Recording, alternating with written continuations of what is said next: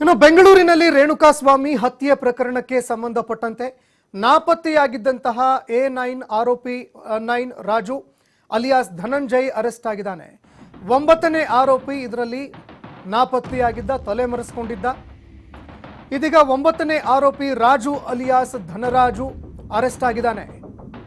ರೇಣುಕಾಸ್ವಾಮಿಗೆ megger device ಅನ್ನ ಬಳಸಿ current shock ಕೊಟ್ಟಿದ್ದಂತಹ ಆರೋಪಿಯನ್ನ ಈಗ ಪೊಲೀಸ್ ಅಧಿಕಾರಿಗಳು ಕೆಡ್ಡಾಕಿ ಕೆಡವಿದ್ದಾರೆ. ಇನ್ನು ರೇಣುಕಾಸ್ವಾಮಿಯನ್ನ ಎಷ್ಟರ ಮಟ್ಟಿಗೆ ಚಿತ್ರಹಿಂಸೆಯನ್ನ ನೀಡಲಾಗಿತ್ತು ಅಂತಂದ್ರೆ ಆತನ ಮೇಲೆ ಹಿಗ್ಗಾಮುಗ್ಗಾ ಹಲ್ಲೆ ಮಾಡಿದ್ರು, ಮರ್ಮಾಂಗಕ್ಕೂ ಹೊಡೆದ್ರು, ಅದೇ ರೀತಿಯಾಗಿ ಕೈಯಲ್ಲಿ ಆ ರಾಡನ್ನ ಹಿಡಿದುಕೊಂಡು ಹಲ್ಲೆ ಮಾಡಿದ್ರು ಅನ್ನುವಂತಹ ಮಾತುಗಳು ಕೂಡ ಕೇಳಿಬರುತ್ತೆ. ಏನೇನೋ ಪರಿಕರಗಳನ್ನು ಬಳಸಿ ಆತನ ಮೇಲೆ ಹಲ್ಲೆ ಮಾಡುವಂತಹ ಕೆಲಸನ ಮಾಡಿದ್ರು, ಮರ್ಮಾಂಗಕ್ಕೂ ಕೂಡ ಹೋದ್ರು. ಈ ನಡುವೆ ಆತನಿಗೆ ಕರೆಂಟ್ ಶಾಕ್ ಕೊಟ್ಟಿದ್ರು ಅನ್ನುವಂತಹ ಒಂದು ಶಾಕಿಂಗ್ ನ್ಯೂಸ್ ಕೂಡ ಬೆಳಕಿಗೆ ಬಂದಿತ್ತು.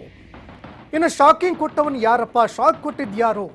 ಶಾಕ್ ಕೊಟ್ಟಿದ್ದಂತಹ ಒಬ್ಬ ಆರೋಪಿ ರಾಜು, A9 ಆರೋಪಿಯಾಗಿದ್ದ ಅಲಿಯಾಸ್ ಧನರಾಜು ಈಗ ಅರೆಸ್ಟ್ ಆಗಿದ್ದಾನೆ. ಆರೋಪಿ ನಂದೀಶ್ ಜೊತೆ ಸೇರಿ ರೇಣುಕಾಸ್ವಾಮಿಗೆ ಶಾಕ್ ಅನ್ನ ಕೊಟ್ಟಿದ್ದಂತಹ ಆರೋಪಿ ರಾಜು ಅರೆಸ್ಟ್ ಆಗಿದ್ದಾನೆ. ಬಂಧಿತ ಧನರಾಜುವಿನಿಂದ ಕೃತ್ಯಕ್ಕೆ ಬಳಸಿದಂತಹ ಮೆಗ್ಗರ್ ಡಿವೈಸ್, ಅಂದ್ರೆ ಶಾಕ್ ಕೊಡೋದಕ್ಕೆ ಏನು ಬಳಕೆ ಮಾಡಲಾಗತ್ತೆ, ಆ ಮೆಗ್ಗರ್ ಡಿವೈಸ್ ಅನ್ನ ವಶಕ್ಕೆ ಕೂಡ ಪಡೆದುಕೊಳ್ಳಲಾಗಿದೆ. ಪ್ರಕರಣದಲ್ಲಿ ದರ್ಶನ್ ಸೇರಿ ಬಂಧಿತರ ಸಂಖ್ಯೆ ಈವರೆಗೆ 19ಕ್ಕೆ ಏರಿಕೆ ಆಗಿದೆ.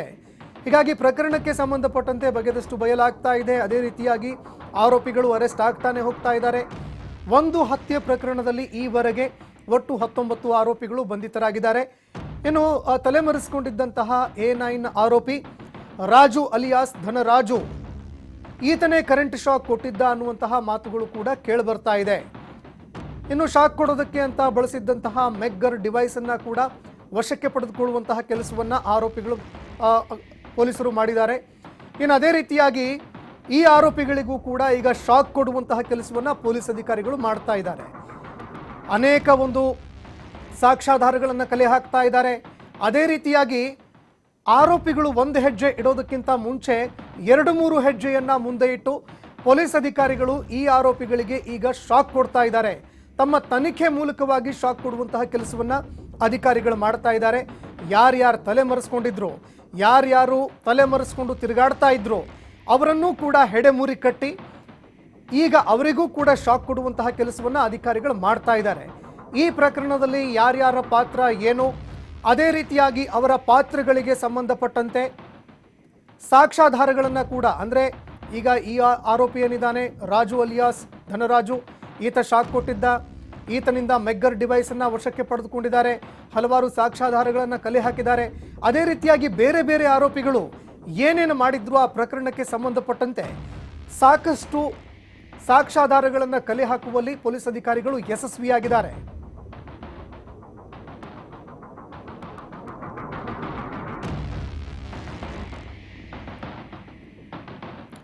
ಇನ್ನು ರಾಜು ಅಲಿಯಾಸ್ ಧನರಾಜು ತಲೆಮರೆಸಿಕೊಂಡಿದ್ದಂತಹ ಆರೋಪಿ ಈವರೆಗೆ ತಪ್ಪಿಸಿಕೊಂಡೇ ತಿರುಗ್ತಾ ಇದ್ದ ರಾಜು ಅಲಿಯಾಸ್ ಧನರಾಜುವನ್ನ ಈಗ ಪೊಲೀಸ್ ಅಧಿಕಾರಿಗಳು ಅರೆಸ್ಟ್ ಮಾಡಿದ್ದಾರೆ. ಪ್ರಕರಣಕ್ಕೆ ಸಂಬಂಧಪಟ್ಟಂತೆ ಈತ A9 ಆರೋಪಿಯಾಗಿದ್ದಾನೆ. ಇನ್ನು A5 ಆರೋಪಿ ಜೊತೆಯಲ್ಲಿ ಸೇರ್ಕೊಂಡು ಈತ ರೇಣುಕಾಸ್ವಾಮಿಗೆ ಕರೆಂಟ್ ಶಾಕ್ ಕೊಟ್ಟಿದ್ದಂತೆ. ಒಂದು ಮೆಗ್ಗರ್ ಡಿವೈಸ್ ಅನ್ನ ಬಳಕೆ ಮಾಡಿಕೊಂಡು ಕರೆಂಟ್ ಶಾಕ್ ಕೊಟ್ಟಿದ್ದ. ಈಗ ಪೊಲೀಸ್ ಅಧಿಕಾರಿಗಳು ಈತನಿಗೂ ಕೂಡ ಶಾಕ್ ಕೊಟ್ಟಿದ್ದಾರೆ. ಈ ಬಗ್ಗೆ ಮತ್ತಷ್ಟು ಮಾಹಿತಿ ಕೊಡ್ತಾ ಹೋಗ್ತಾರೆ ಪ್ರತಿನಿಧಿ ಸಂತೋಷ್ ಪಟೇಲ್, ಫೋನ್ ಸಂಪರ್ಕದಲ್ಲಿ ಜಾಯ್ನ್ ಆಗಿದ್ದಾರೆ. ಸಂತೋಷ್, ಈಗ A9 ಆರೋಪಿ ರಾಜು ಅಲಿಯಾಸ್ ಧನರಾಜು ಅರೆಸ್ಟ್ ಆಗಿದ್ದಾರೆ. ಪ್ರಕರಣಕ್ಕೆ ಸಂಬಂಧಪಟ್ಟಂತೆ ಏನೆಲ್ಲ ಅಪ್ಡೇಟ್ಸ್ ಇದೆ ಅಂತ? ಸಂತೋಷನಿಗಾಗ್ಲಿ A9 ಆರೋಪಿಯನ್ನ ಬಂಧನ ಮಾಡಿರುವಂತದ್ದು. ರೇಣುಕಾಸ್ವಾಮಿ ಹತ್ಯೆ ಪ್ರಕರಣಕ್ಕೆ ಸಂಬಂಧಪಟ್ಟಾಗೆ ಇತರ ಆರೋಪಿಗಳ ಜೊತೆ ಈತನು ಕೂಡ ಲಿಂಕ್ ನಲ್ಲಿದ್ದ ಅನ್ನೋ ಮಾಹಿತಿ ಲಭ್ಯವಿರುತ್ತದೆ. ಇದನ್ನು ಆಧರಿಸಿ ಬಂಧಿಸಿರುವಂತದ್ದು. ಅಂದ್ರೆ ಯಾವಾಗ ರೇಣುಕಾಸ್ವಾಮಿಯನ್ನು ಶೆಡ್ಗೆ ಕರ್ಕೊಂಡ್ ಬಂದಂತ ಸಂದರ್ಭದಲ್ಲಿ ಆತನಿಗೆ ಕರೆಂಟ್ ಶಾಕ್ ಅನ್ನು ಕೊಡಬೇಕಾಗತ್ತೆ. ಅದಕ್ಕೆ ಬೇಕಾಗಿರುವಂತಹ ಮೆಗ್ಗರ್ ಏನಿರುತ್ತೆ ಅದನ್ನ ಡಿವೈಸ್ ಅನ್ನ ತಂದುಕೊಟ್ಟವನು ರಾಜು ಅಲಿಯಾಸ್ ಧನರಾಜು ಅಂತೇಳಿ ಮಾಹಿತಿ ಲಭ್ಯವಾಗಿರುವಂತದ್ದು. ಈತನನ್ನ ಕರ್ಸ್ಕೊಂಡು ಅಲ್ಲಿ ಮೆಗ್ಗರ್ ಡಿವೈಸ್ ಅನ್ನು ಕೊಟ್ಟಿರ್ತಾರೆ. ಏನಿದೆ ಅದರ ಮುಖಾಂತರ ರೇಣುಕಾಸ್ವಾಮಿಗೆ ಒಂದು ಕರೆಂಟ್ ಶಾಕ್ ಅನ್ನು ಕೊಟ್ಟಿರುವುದು ಗೊತ್ತಾಗಿರುವಂತದ್ದು. A5 ನಂದೀಶ್ ಏನಿದ್ದಾನೆ ಅವನ ಜೊತೆ ಸೇರ್ಕೊಂಡು ಕೊಟ್ಟಿರುವಂತದ್ದು. ಮತ್ತೆ ಏನು A5 ನಂದೀಶ್ ಮತ್ತೆ ಇತರರು ಕೆಲವರು ಕೇಬಲ್ ಬಿಸ್ನೆಸ್ ಅನ್ನು ಮಾಡ್ತಾ ಇದ್ರು, ಅವರ ಜೊತೆ ಈತ ಕೆಲಸವನ್ನ ಮಾಡ್ಕೊಂಡಿರ್ತಾನೆ. ಈತನಿಗೆ ಇಡೀ ಪ್ರಕರಣಕ್ಕೆ ಸಂಬಂಧಪಟ್ಟಾಗೆ ಯಾವುದೇ ರೀತಿಯ ಮಾಹಿತಿ ಇರೋದಿಲ್ಲ. ಆದ್ರೆ ಮೆಗ್ಗರ್ ಏನು ಬೇಕಾಗಿರುತ್ತೆ ಆ ಮೆಗ್ಗರ್ ಅನ್ನ ತರಿಸ್ಕೊಳ್ಳಿಕ್ಕೆ ಈತನಿಗೆ ದರ್ಶನ್ ಸಾಥಿಯವರು ಫೋನ್ ಮಾಡಿ ಕರ್ಸ್ಕೊಳ್ತಾರೆ.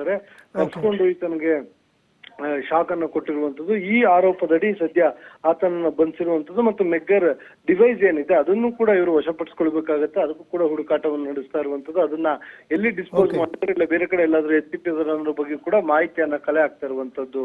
ಸಂತೋಷ್, ಧನ್ಯವಾದಗಳು ಸಂತೋಷ್ ನಿಮ್ಮೆಲ್ಲ ಮಾಹಿತಿಗೆ.